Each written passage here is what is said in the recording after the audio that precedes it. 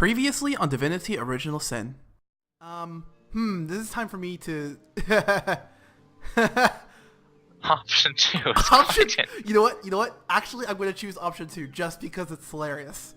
I ordered a similar love potion from Yutho Gore myself before, you know. Since you obviously have no special affection for me, I can think we can conclude the advertisements just don't deliver.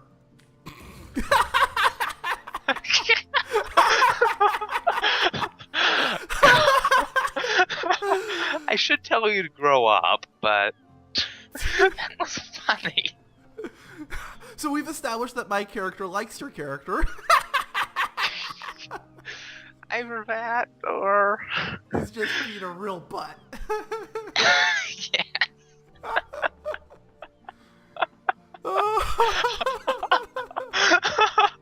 That alone made my night.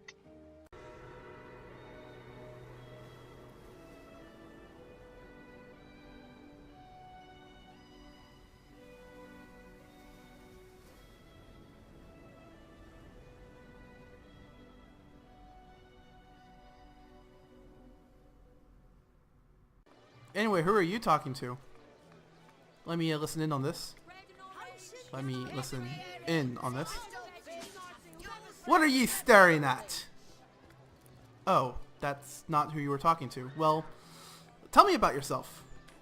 Captain Jack is the name, though the title may be a bit generous at the moment. My crew ran off, and I can't find enough hardy souls to help me reload the ship and sail off. What happened to your crew? Those scallywags heard there be silver in the Lucilla mines, and they abandoned ship like the lily-livered turkeys they are. Haven't seen them since the day we docked.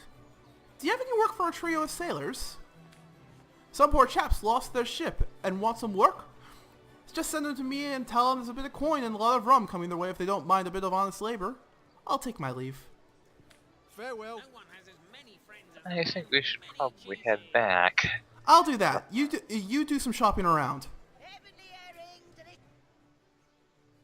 Okay. In the meantime, while I walk my character over there, I'll move back over to where you are and take a look at what you're doing.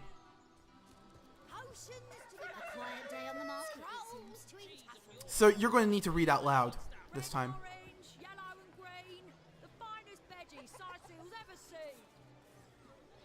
If you've got a favourite sheep, best to fry her up now before she gets thieved in the night like my dear Plum Poggett. Find this to my herd. Huh. Tell me about yourself.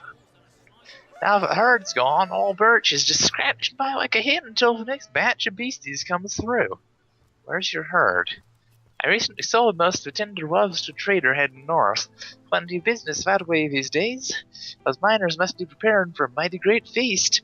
Wish I could have a nibble of my dear darlings all ground and spiced. About your stolen sheep. Yeah, so Hoggett's been missing for more than a fortnight. I love that sheep, you know. I was planning to cook her into a fine midwinter night haggis myself. Do tell me if you hear anything about her. I plan on persuading whoever stole her with my cleaver in my hand. Wow. I'll take my leave. I'm about to talk to these guys, so don't do anything for a moment. Good to see you again. Have you found a job for us yet? We'll take anything, really.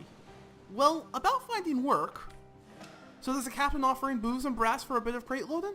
Gods be praised, you've done it, old friend. Off we go. Farewell. Awesome. Let me head back. And now I'm talking to a rooster. You're talking to a rooster? What's the rooster have to say? Don't talk to me! You're making me lose focus! What are you doing here? Can't you see I'm busy modeling? Obviously someone's plumage isn't magnificent enough to inspire genius. Uh-huh. All those naysayers in the past. See what I've become? Hundreds of years from now, people will wonder, who is that cock? It must have been a grand cock, so inspired. I'll take my leave. Wow, that cock is a dick.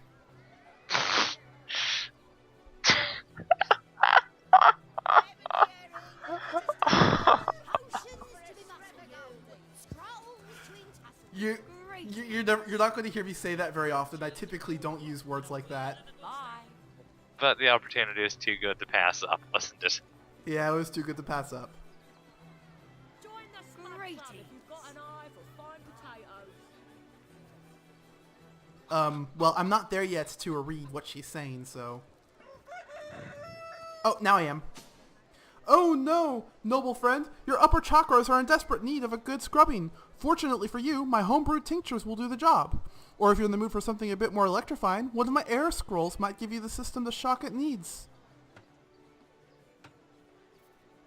Let me guess, you're shopping right now. Sale. You're shopping? Well, while you're shopping, I'll go and take a look around. Okay. Oh, there's lots of chickens around here, including another rooster. I counted 4 last time we came by. Oh, hey, there's a door over here.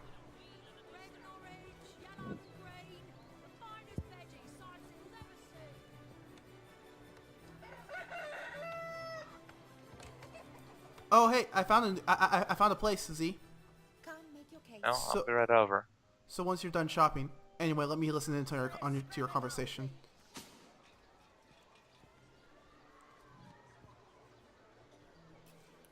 I wonder. A good day to you.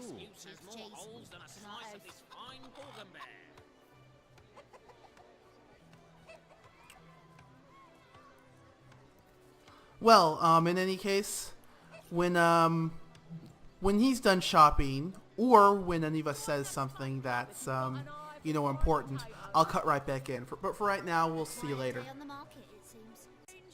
don't think we need to go through another random conversation. Let's see if we can find something interesting. Well, there's something interesting down here. This guy has a skeleton standing up in his place. Hi. I wonder Those men why. hardly sound long for this world. What's taking the tenderfoot so long? Well, it's a house of healing, so I guess that's a medical skeleton. Yes, But if one were to reduce the quantity of skull dust by a percentage of 2, perhaps the stability would be increased by as much as 3-fold under the right conditions. Oh, a source hunter! Imagine that! Quite a bit more petite than the last of your kind I encountered, aren't you? Yes, by nearly 20 centimeters of tibia and half the circumference of the biceps brachii, as my memory serves. Wow.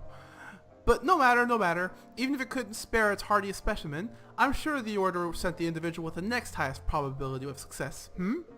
I wonder which one of us he's thinking is the next highest probability. Self. Me? Why? I'm more than a little surprised that you haven't heard of me. Perhaps I can jog your memory.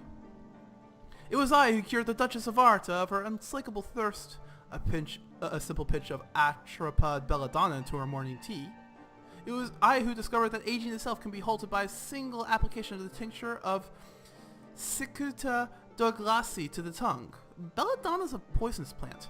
Not to mention that it has been my and only my tutelage that has permitted my apprentice Evelyn to soar to the Olympian heights she has, by the grace of good guidance and good fortune, managed to reach. So your apprentice enjoyed some success? Yes.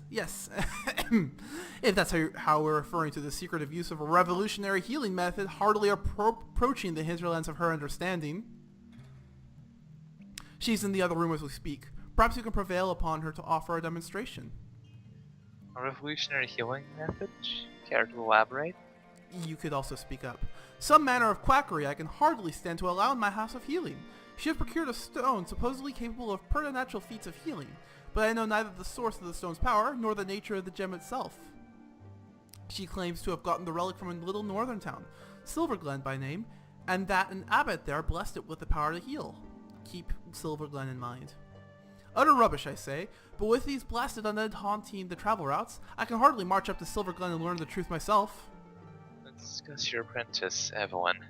I don't mean to imply the girl is wholly without talents. No, she certainly possesses a critical eye and an exacting manner when it comes to making difficult medical decisions. I do expect she'll be quite a successful healer in her own right, when the time comes. She is learning from the best, after all. Modesty and Celeron are not at all acquainted, are they? Not really. Let me ask you about affairs around Cecile. Certainly. What would you like to know? You know anything about Jake's murder? The counselor. A terrible loss that. Though we were hardly more than acquaintances, I knew him to be a devoted civil servant. From what I can tell, it seems to be a simple case of jealousy turned violent. The affairs of his wife, Esmeralda, were hardly a secret, you know. What can you tell me about the plague of undead? I've applied my ample experience to that particular problem for near 2 years, and I've come nary a step closer to its resolution in all that time. Well, at least he's not pretending he knows what he's doing. Not quite. I'd go as far as to declare the problem unsolvable. Okay, I'll take that back. Some events, Source Hunter, can be neither controlled nor understood by mere men. I personally think we just need to kill the necromancers. Probably. I'll take my leave. Alright. Nothing sets me on edge like inexplicable magic. It's really strange how we both are saying something like that even though we're both magic users. Although then again, we're trained magic users as opposed to whatever this thing is.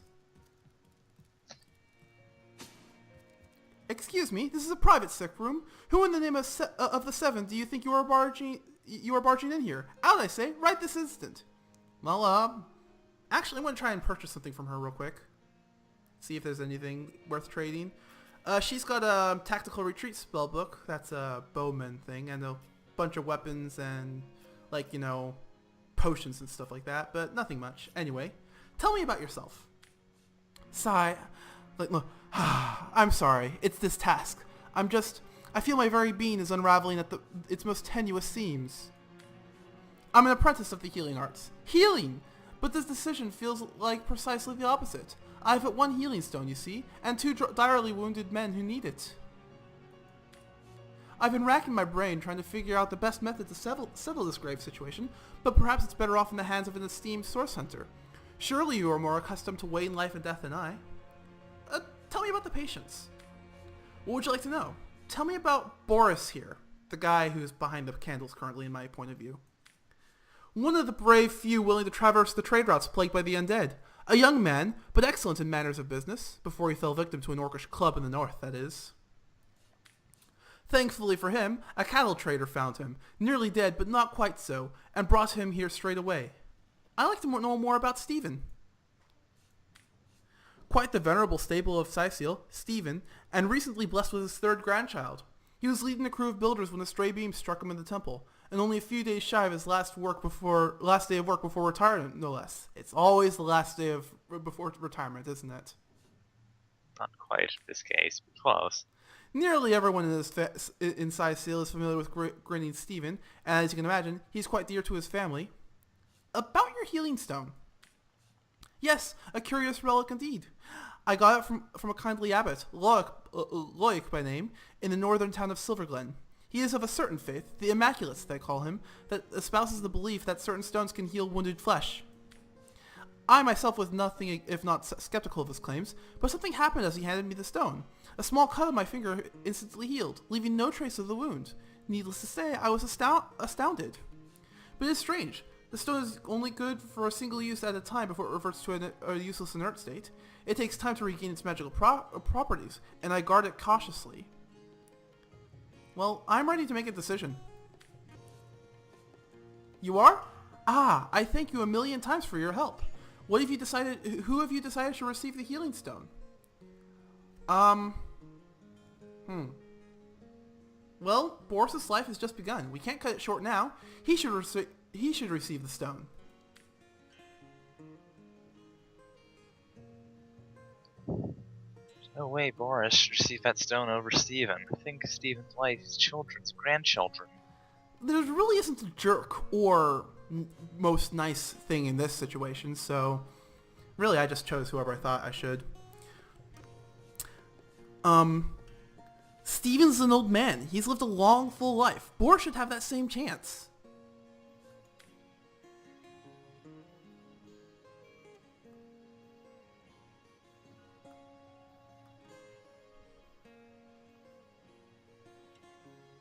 Stephen's death will hurt far more lives than Boris as well. Let's minimize the heartbreak of this terrible situation and save Stephen. Well, we'll see you guys when we have a winner of this Rock, Paper, Scissors tournament.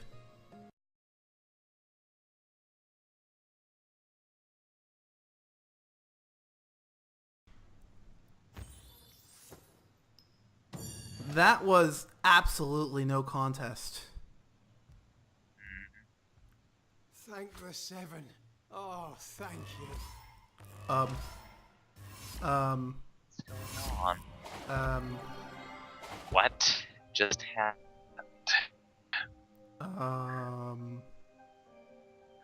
Well, we have a loading screen right now. I guess we'll, see you after that.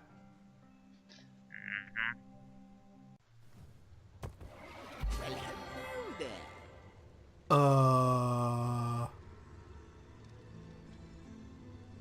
What the? Well, What is this? this appears to be a pink-skinned, long-eared creature wearing red clothes with white sleeves and a little Shakespeare frill around the collar.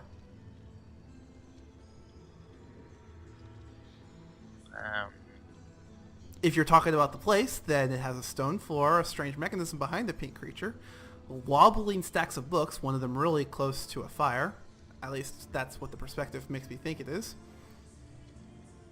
Gee, that's informative. Beyond that, I can probably say that I've got no clue. We are source hunters from the realm of Rivellon. Oh, wait, hang on. I didn't read Sorry. that, hang on. By the quill that lasts a billion words, what's this? What are you doing here? Where the very stars come to die? Who are you and where have you come from? We are source hunters from the realm of Rivellon. Are you indeed? Then let me tell you, hunters of the source, that you have strayed far, far from home. Far in space and far in time. How, I wonder? All we did was approach a strange stone. It shone with a blinding light, then whirled us away. You have to click on it. What? What? Connection lost. Sorry about the cut there.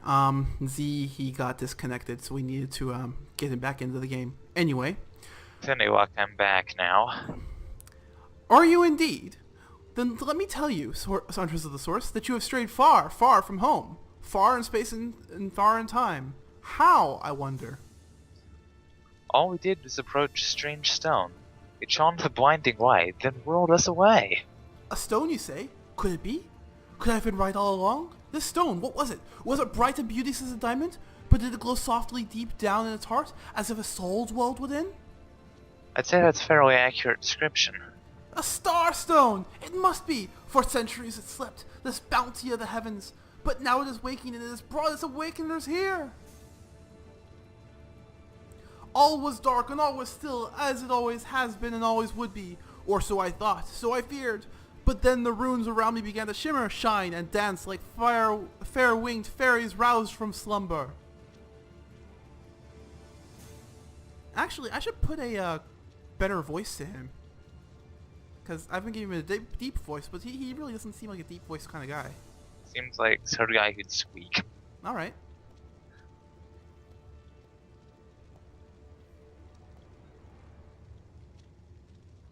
Oh, right, yeah, hang on. Did you sorry, I didn't realize that the text had changed. Starstone! Could it be the key after all? And you its wielder? Things of light to unlock things of darkness. Lead us into realms forbidden, where salvation may yet be found. It would be great if you'd start making sense right about now. Oh, I have been making sense all along, my friend. Though I didn't even see it. See, that is what you must do. Approach the looking lens and behold, if you dare, the darkness before which the cosmic shadows flee in terror. No, I think that imp may be quite mad. Then we had better appease him and have a look through the looking lens. Well, in case it only shows one person at a time, I should... Whoa. Huh? What is this? Well, it looks like... don't hate me. It looks like a quasar.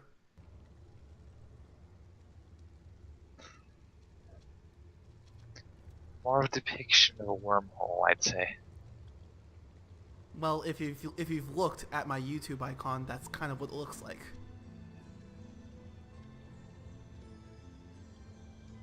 Ah, whatever. How can I help? You look through the looking lens. You saw. Terrifying, isn't it? much to see, so much to discover, and so little time to do it in. I'm not a child, Imp. The dark doesn't scare me. Or, I know a bad omen when I see one. That one takes the cake. Actually, you know, that looks like an omen. I know a bad omen when I see one, and that one takes the cake. Oh, were there only the cake that it took.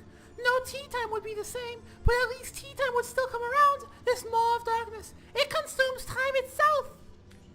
Yes, Starstone Seeker, you have just witnessed the end of all! Add echoes as appropriate. The maelstrom that looks like a carrion eater is devouring the carcass of creation. Space and time have lost all meaning, for they are falling prey to the void, and in the void there is no existence. A bleak prospect indeed, and yet you do not seem to despair. I did despair. For the longest of times I did. Aeons upon aeons I have traveled through the reaches of time, through the rifts that led to worlds unimaginable, hoping to find something, anything, that could put a stop to the maelstrom. That is how I found this place, and I knew it was here that the answer must be hidden. It teems with mystery undiscovered, with power that is limitless, yet out of reach, until you came along, the ones who could tame Starstone. You have drowned my despair. You whom I believe can end the time of time. End the end of time. I think it is time you tell me who you are, Sir Imp. But of course, I am Zigzags.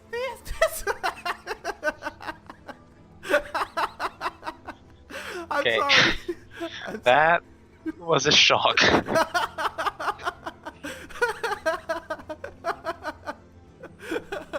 Let me try that again. But of course, I am Zigzags, the Imp Historian, tasked by the gods to write the history of all creation. Faithfully I have fulfilled my task, and will it have done so perpetually until one day I saw that time will end. Impossible, I thought. Inconceivable! For the gods had told me their work was infinite both in date and in distance. But my eyes did not deceive me when the maelstrom I beheld. Time would end. I would end. All would end. No, I cried. Never! I shall save time if it's the last thing I do. So far my efforts have been in vain. But you, as the saying goes, are the hope that springs eternal. Starstones, the end of time, us Sourcehizers. How about you connect the dots for me? To claim I can piece the puzzle together would, at this stage, be premature and insincere. But let me summarize the facts as clearly as I can see them. Here we are, in a fragmented sliver of space, which happens to be the only spot in all the universe where one may directly observe the void maelstrom. A portal flanks the looking lens, but until now it was inert. The rune stones that adorn it are special, which lead me to believe they were somehow linked to Starstone. Starstone, though, always remained as useless as a pebble, dead rock of no consequence. Its secrets remained off limits to me. Hang on, let me catch my breath. You, however, make the souls inside the Starstone spring to life, and thereby are you activating portals to new, previously forbidden areas in this strange dimension. I do not know where they lead, but I am convinced they will steer towards a solution, to the continuance of time.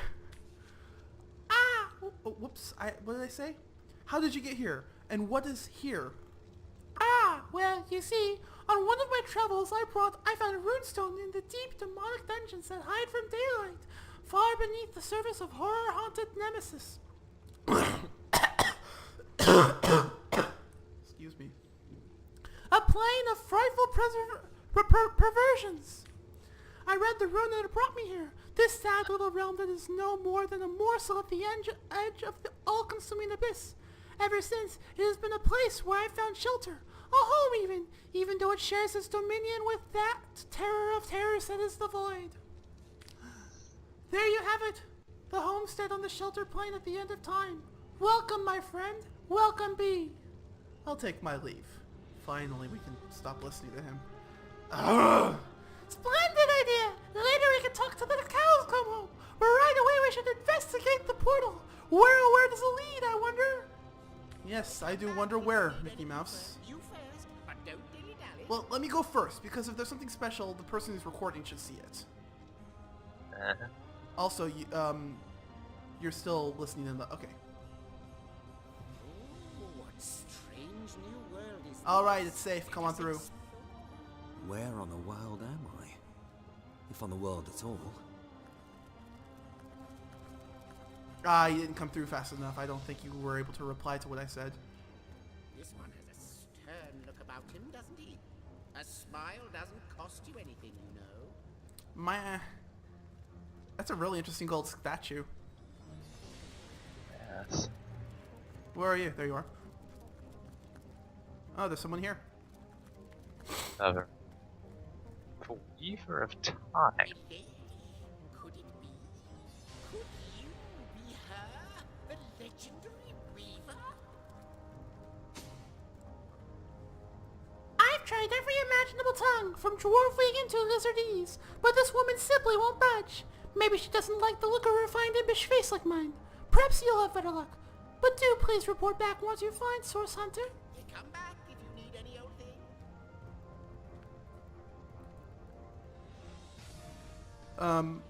There we go. A young woman is ceaselessly weaving a seemingly boundless tapestry with the delicate grace of a harpist plucking at her instrument strings. She takes no notice of anything but her endless occupation. You think it's that that yellow gold thing behind us? I would presume so. Who are you, madame? At first, it seems this taciturn woman will continue to ignore your presence, but then she suddenly glances at you and her eyes go wide with surprise and wonder. Her lips move ever so slightly, and when she speaks, her voice appears to reach you from an untold distance. Whispers wrestle from oblivion. I am Time, the Weaver of Time. In the ethereal threads of eternity do I record the deeds of gods and men, of beasts and spectral apparitions. The drifts of continents through changing seas, the rise and fall of empires, the shift of every grain of sand on every beach, the fall of every raindrop on every world, the all but imperceptible touch of lovers' hands. This and all I chronicle without fault. Except, it seems, you. Do you mean to tell me that I am not at all featured on the canvas of time? I always knew you were special, Z. I do not mean to, but it is the only thing I can do. Your absence, it should be an impossibility. But no matter where I look, you cannot be found. I do not know you, which makes you my one perennial imperfection, a blind spot in the eye of time. But perchance I may be cured of this blindness. Perchance the blemish may be undone, and time can be redeemed. How can I redeem time if, as you say, I am not even part of it? I think that perhaps you can redeem time, because you create time. Indeed, you have set in motion an event I no longer held possible. Know then that no longer did I weave. I sat here, at the precipice of ages, and watched on as the void frays the fabric of time like a terrified god that fears the offspring of his own creations. Like, Saturn and his son Jupiter. But suddenly there was you, who stirred to the life within the stones. These stones, children of stars, they placed new ribbons along my fingers like phantoms out of time. New threads emerged as I began to weave anew. Starstone gives me new strands to braid into the tapestry, and because you give Starstone energy, you are creating time. These Starstones, please seek them so that time may yet be mended. Please, for the sake of all that lives and all that loves, seek them so that the void may yet devour itself alone. There are many questions I have for you.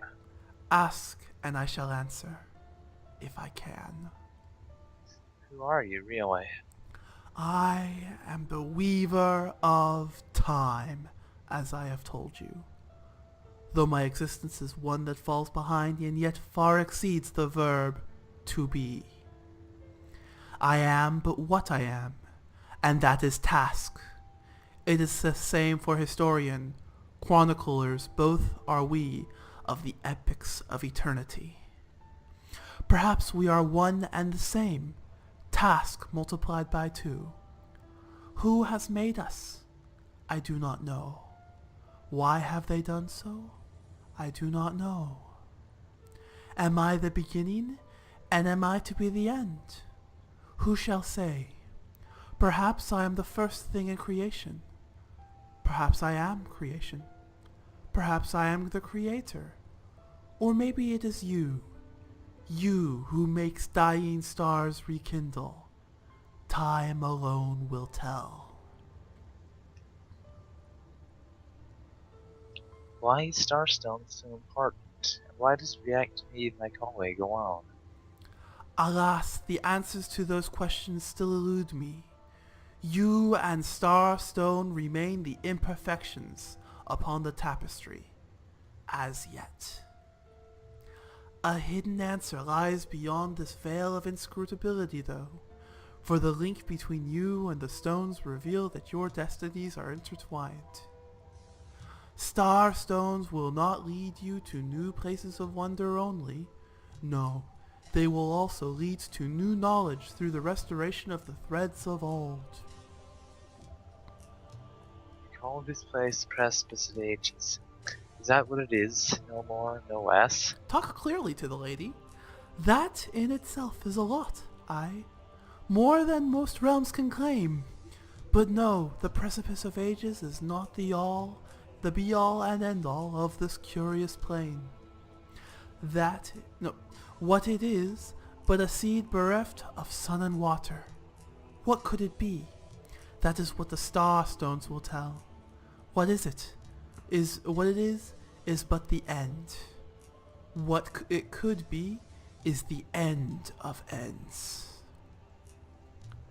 I resided in another realm altogether, but ever since the end of time has appeared in these deep dark skies, I materialize here as a forced to watch the one thing that is unwatchable, unendurable, a thankless task that you may yet free me from forever.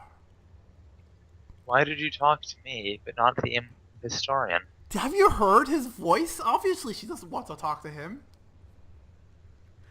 I do not usually talk. Come to think of it, when I addressed you, it was the first time my voice was ever invoked. I have no need for conversation, like I have no need of air, or appetite, or affection. All I need and all I am is time, and time is running out, unless you remedy its declivity. I talk to, for you may prove to become the cure that will heal my slipping soul. I hope so. I hope so. But for now, I'll take my leave. The plot thickens. We should tell the imp the Weaver's tale. Alright. I've had enough of talking to him. You listen to his screechy voice. Perhaps another time. I think this might be a good time to break off between episodes. Maybe. Alright. I also need to go to bed. Alright. Wow, yeah, is that the time? Anyway, that's Divinity Original Sin, this really strange place here. Next time, we'll talk to this screechy imp again, which will be quite... Sorry? And try to figure out what's going on here. There's a last chest over here. It's locked. It's level 20.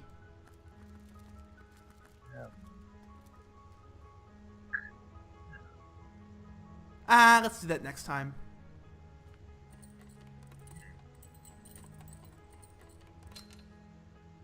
This lock can't be picked. Ah, well, we need a key then. Yes. Anyway, now for our real farewell. See you guys later. Bye-bye. See you later. Next time on Divinity Original Sin. Z? Hang on. I see your blue dot. Oops. What? Hang on. I'm moving to your blue dot so I can see what's going on. Is that a woman bathing?